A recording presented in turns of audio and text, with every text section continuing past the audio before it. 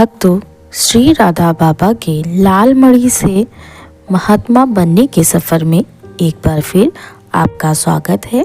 भक्तों, अभी तक आप श्रवण कर रहे हैं पूज्य राधा बाबा द्वारा सभा में गायन करने के बाद उन्हें हेडमास्टर ने अपने बगल की कुर्सी पर बैठा दिया।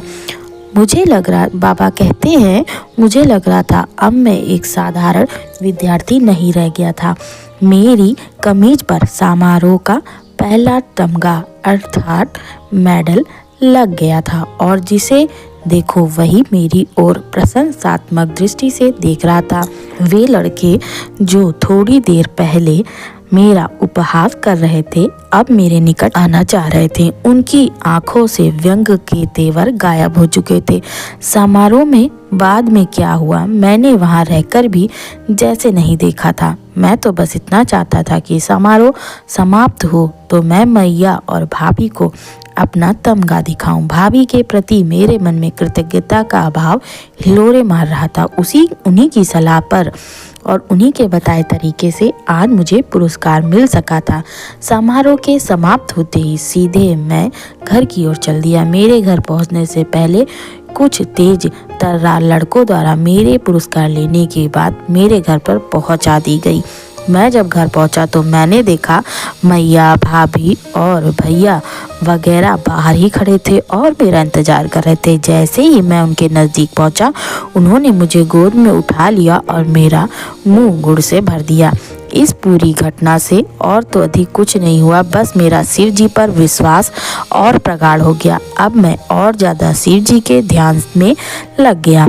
हमेशा उनका ही विचार करता रहता, उनकी ही पूजा करता रहता। समय तेज गति से दौड़ रहा था। मैंने जैसे ही 8वीं कक्षा पास की, समस्या यह हो गई कि आगे की पढ़ाई अब गांव में संभव ना थी। उसके लिए गया शहर के हाई स्कूल में दाखिला लेना जरूरी हो गया था। वहां दाखिला के लिए यह भी मेरे लिए आवश्यक था कि मैं वहां की प्रवेश परीक्षा अच्छे अंकों से प्राप्त करूं। पास करने में मुझे कोई परेशानी नहीं थी सिवाय गणित विषय के, जिसमें मैं बहुत कमज़ोर था और जैसे तैसे पासिंग मार्क्स ही लाता रहता था। उस परीक्षा में सिर्फ पास मार्क्स लाने से काम नहीं चलने वाला था, अच्छे अंक आना जरूरी था। मैं काफ़ी प्रयत्न भी करता पर गणित के सवाल जैसे मेरे सिर के ऊपर से निकल जाया करते थे, मेरे भेजे में घुसते ही नहीं थे। अचानक मुझे फिर शिव जी का आश्रय लेने का विचार आया। मैं अब लगातार उनसे प्रार्थना करता रहता कि वे ही कोई रास्ता दिखाएं। मुझे विश्वास था कि ज़रूर इस बार भी वे मुझ पर कृपा करेंगे। परीक्षा की तिथि नज़दीक आने लगी। मुझे याद है एक दिन मैंने जाने मुझे क्या सूझी कि ब्लेड को अपनी उंगली में चुभाकर उसका रक्त शिव जी को चढ़ा दिया। कुछ बूंदे रक्त की चढ़ाने के बाद मुझे लगा अब जल्दी ही शिव जी जरूर मेरे ऊपर कृपा करें। इसी उधेड़ बुन में एक रात मुझे स्वप्न आया कि मैं अपने भैया से गणित पढ़ रहा हूँ और वे मुझे तल्लीनता से पढ़ा रहे। सुबह उठते ही मुझे लगा जरूर यह शिव जी का ही आदेश है।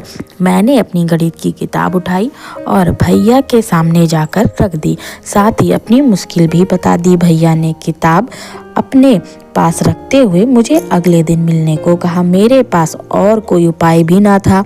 अन्य विषयों को तो मुझे लगता था पढ़ने की जरूरत नहीं, मैं वैसे ही उनमें अच्छे अंक ले आऊँगा।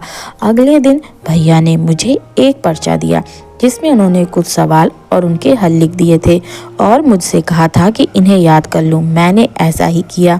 शायद इसे चमत्कार ही कहूँगा कि प्रवेश परीक्षा में उनमें से अधिकांश वैसे के वैसे ही सवाल आ गए।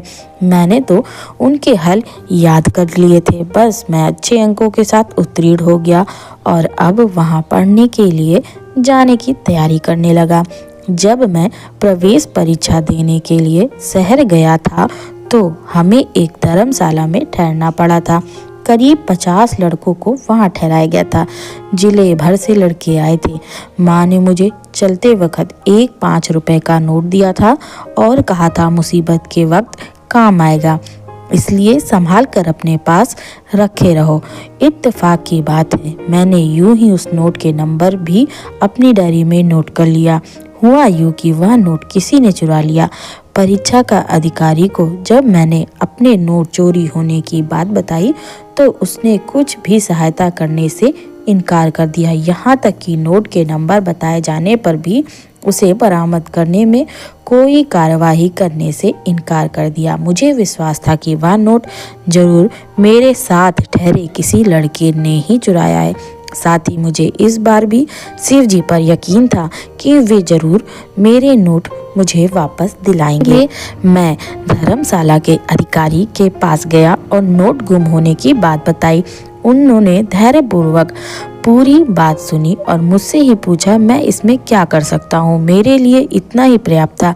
मैंने उनसे प्रार्थना की कि वे सब विद्यार्थियों को एक पंक्ति में खड़ा करवा दे, मैं उनमें से चोर को पहचान लूंगा। ऐसा करने में उसे कोई ऐतराज न था। शाम को जब सब लड़के परीक्षा देकर वापस अपने घर जाने को तैयार हुए, उसने उन सब को एक पंक्ति में खड़ा कर दिया और मुझे बतलाया था अपना कार्य करने को कहा। मैं एक एक करके उनके सामने से गुजरता गया और उनकी आंखों में देखता गया। मुझे विश्वास था कि शिव जी की कृपा से जो चोर होगा वह निगाह नहीं मिला पाएगा। सच में यही हुआ। एक लड़के की नजरें नीचे हो गई। मैंने तुरंत उसे धर्मशाला अधिकारी के सामने खड़ा कर दिया। इसी ने मेरा नोट चुराया है, मैंने कहा। क्या बात सही है? उसने उस लड़के से पूछा। लड़के ने कहा नहीं, सही नहीं है महाशय, आप इसकी तलाशी लीजिए। मेरा विश्वास है मेरा नोट अवश्य इसके पास है। मैंने फिर जोर दिया। अब की बार वह लड़का रुआसा हो गया। धर्मशाला अधिकारी उसे एक तरफ ले गए और धीरे से पूछे। उसने निकाल कर 5 का नोट सामने रख दिया। अधिकारी नोट लेकर आया। मैंने उससे नंबर जांचने को कहा। मेरे द्वारा नोट किए गए नंबर और उस नोट के नंबर एकदम मिल गए। अब तो सबको खुशी भी हो गई और मेरे विश्वास पर आश्चर्य भी हो रहा था। सब कोई मुझसे पूछने लगे कि मैंने कैसे पता लगा लिया कि नोट उसी ने चुराया है। मैं सबको शिव कृपा कहकर टालता रहता।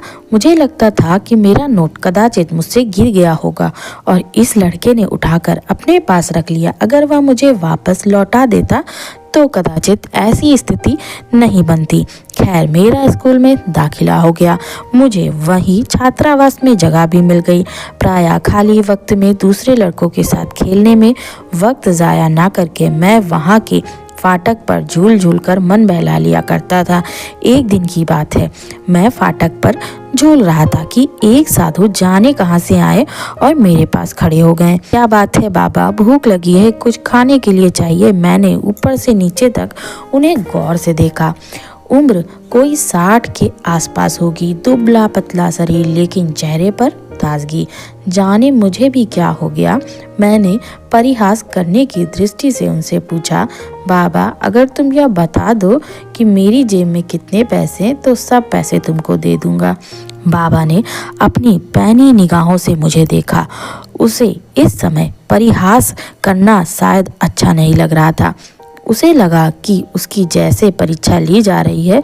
उसने आंखें बंद कर ली और वहीं एक पट्टे पर बैठ गया। कुछ देर बाद वह यूं ही चुप बैठा रहा और फिर अपने हाथों की उंगलियों से हिसाब लगाता रहा। थोड़ी देर बाद वह उठा और बोला, तेरी जेब में 5 आने और 3 पैसे हैं। मैंने तुरंत अपनी जेब में रखे पैसे बाहर निकाले और गिने। मेरे आश्चर्य का ठिकाना न था। वास्तव में वे 5 आने और 3 पैसे ही थे। कमाल हो गया, बाबा बिल्कुल सही बताया, मेरे पास इतने ही पैसे हैं। कहकर मैंने सारे पैसे उन्हें देने चाहे तो उन्होंने इनकार कर दिया। नहीं बच्चे, अभी तो केवल 4 आने ही काफ़ी होंगे। 4 आने लेकर वह पास की दुकान में चला गया और कुछ खाने की चीज़ें खरीदने लगा। मुझसे रहा नहीं गया। मैं अब भी चकित था। फिर उसके पास चला गया। बाबा, क्या आपको और भी विद्याएं आती हैं? हाँ, मैं रमल विद्या जानता हूँ और किसी का भी भविष्य बता सकता हूँ। तो मेरा भविष्य बताओ। साधु वहीं अपना झोला रखकर एक बेंच पर बैठ गया। अपने झोले से उसने कुछ पासे निकाले और रह रहकर उन्हें अपने पास ही फेंकता और कुछ नोट करता जाता। कुछ देर बाद ऐसे ही करते रहने के बाद उसने मेरी ओर देखा और कहा, जा भगवान का आश्रय ले, सब मंगल होगा। और उसने मुझे खुद एक कागज का टुकड़ा दिया। इसमें मैंने तारीख लिख दी है। इसके बाद से देखना तेरा भाग्योदय होगा। 1-2 दिन का फर्क हो सकता है, कहते हुए उसने अपना सामान उठाया और वहां से चला गया। उसके जाने के बाद मैंने वह पर्चा पढ़ा और यूं ही जेब में डाल दिया। बाद में मुझे लगा कितना इत्तेफाक है, यह वही तारीख थी जिस दिन मैंने संन्यास ग्रहण किया था। भक्तों, इस प्रकार पूज्य श्री राधा बाबा के मिट्टी से महात्मा बनने के सफर में भाग 4 का विश्राम होता है। अब इसके आगे की कथा आप अगली वीडियो में श्रवण कर सकते हैं। और जो लोग वीडियो में नए आए हैं वह इसे पुराने भाग को आप इस वीडियो के डिस्क्रिप्शन बॉक्स में जाकर क्लिक करके देख सकते हैं, या फिर मेरे चैनल के प्लेलिस्ट राधा बाबा में जाकर आप वीडियो को सुन सकते हैं। जय श्री कृष्ण, जय श्री राधे।